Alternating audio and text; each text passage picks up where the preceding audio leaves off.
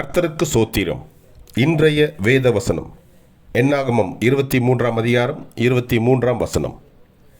யாக்கோபுக்கு விரோதமான மந்திரவாதம் இல்லை, இஸ்ரவேலுக்கு விரோதமான குறி சொல்லுதலும் இல்லை.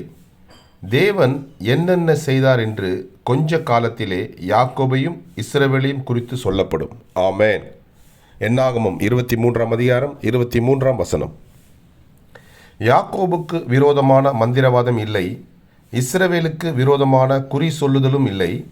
தேவன் என்னென்ன செய்தார் என்று கொஞ்ச காலத்திலே யாக்கோபையும் இஸ்ரவேலையும் குறித்து சொல்லப்படும். ஆமேன். கர்த்தர் உங்களை ஆசீர்வதிப்பாராக, உங்களோடு கூட இருப்பாராக. ஆமேன்.